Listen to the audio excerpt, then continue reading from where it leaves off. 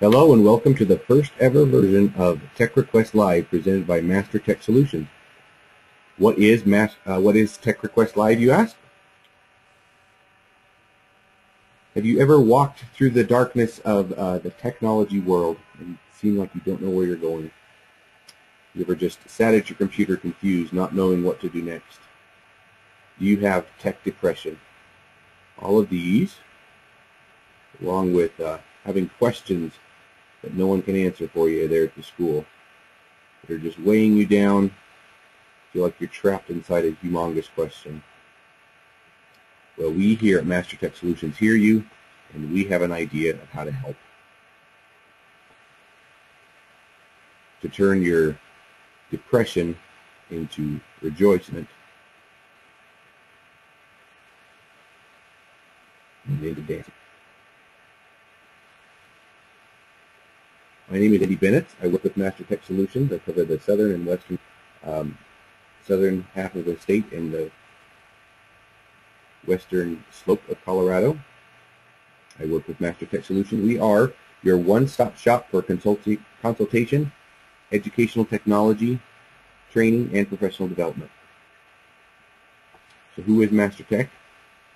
Well, we've been serving the Rocky Mountain region with eInstruction products for the last 6 years. We recently brought on All-In Learning, which is a cloud-based assessment solution that was created by the founders of eInstruction. We also are a proud carrier of the Livescribe Smart Pen. We carry great Hitachi and Lumen's Ladybug cameras here, which is great, and that's the products we carry, but more importantly, we are your educational partners. We hope to get to the point where you can trust us to consult with you as to your educational purchases and what you're looking to do in your school. So this week's tech requests came from the southern and western half of Colorado here. So let's take a look at those. I'll show you a little bit here and tell you in a little bit how to get your own requests in here. But right now, let's just go through each of these. So the first one came from my good friends in the San Luis Valley. We've been working with the Enhancing Education Through Technology grant for the last 2 years, and we wrapped up just this last week. So miss you guys. Hope you guys are doing well. But they had a question of how to change the clicker numbers in the Pulse and Spark clickers. So let's jump over here to our Lumen's Ladybug camera, and I'll show you exactly how to do that.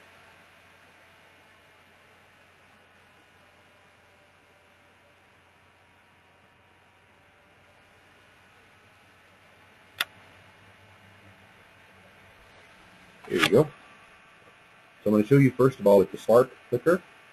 So to change the clicker number and the frequency, you're going to push these 2 arrow keys at the same time and then push the plus button. So you have to push down kind of hard. It's about 1 second here, and then jump right to the plus button here. So let's try that. Push these together, 1 second, and plus. You'll see that it changed to channel number. So because these are not numeric responses, what you're going to do is you're going to, if you needed to change it, you could push plus here to scroll through the different numbers. I'm actually going to leave it at 21 for now, but that's how you get to those. And then when you want to go to the ones digit, you go over. When you're happy with your channel number, you hit over one more time, and then it gives you to your clicker number. Same thing here, plus if you'd like to change the number, or over, and then when you're done, push the right arrow key one more time. It's going to shut down your clicker, and the next time you start it up, it's going to show you with your new clicker number. Alright, let's try the same thing with our Pulse clicker. Same idea, the 2 arrow keys along the top here, push down hard for 1 second, and then push the plus minus button here at the bottom. Push down hard 1 second, and then plus minus. So one more time, push down hard. There we go. We're going to enter our channel number, which is 21. We can change that if we have CPS clickers in classes that are adjoining. And then if I needed to change my clicker number, I could do this here.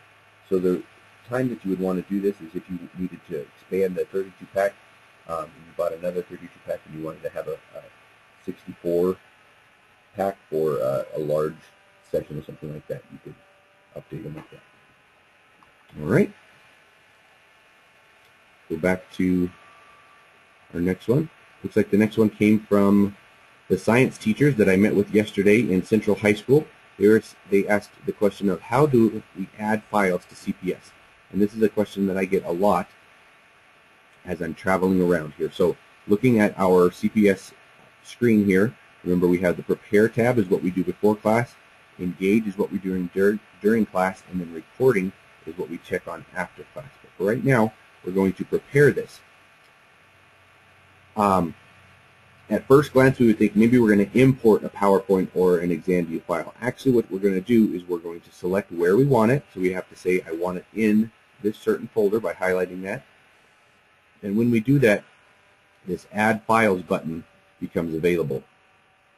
The common mistake that we're seeing here is that normally people just click on the Add Files right here, which you could still do, but the disadvantage of doing it that way is that it's going to be looking for every type of file. If you scoot over here to the side and do this drop down, you can actually select strictly PowerPoint files or strictly exam view files. So we're going to actually show a PowerPoint. That was what the question was, but we can run through exam view as well. So we're going to say PowerPoint file. I've got a PowerPoint right here that I'm going to upload. I'll click on that, say open, and it's going to add that file into the folder that I had indicated. Another question that I've seen that we'll probably cover a little bit later is that of engaging PowerPoint through CPS rather than using CPS for PowerPoint. So in another week's session, I think we'll cover that one. But one more time to go over that, we're going to highlight the folder we want to put the new file in, whether it's a PowerPoint or exam view. We're going to click the down arrow next to the Add Files button, and then we're going to select exam view file or PowerPoint. So I hope that helps.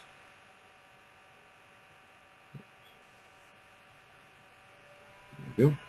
And then the last one we had was from Shan Mixon, my new friend in Fruta 8.9.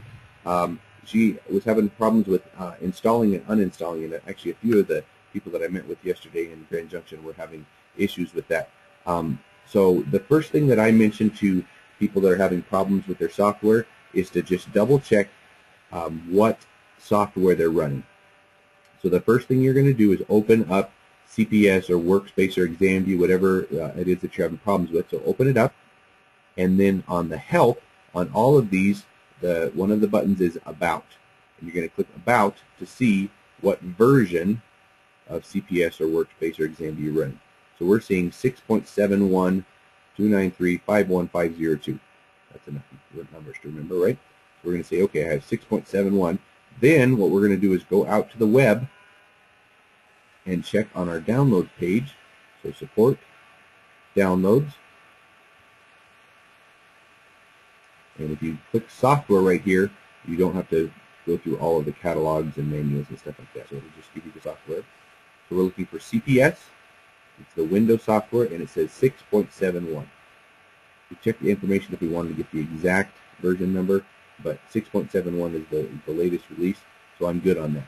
So if this was like a 6.5 or 6.2, an older version, what you're going to want to do is go to your control panel and uninstall CPS.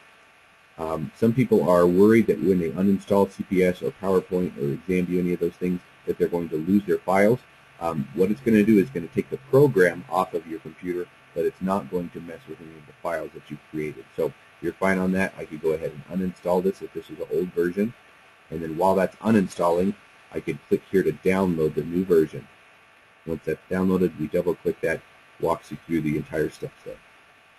So that's how that's how uninstalls and reinstalls work for Exam View. I hope that's helpful to you.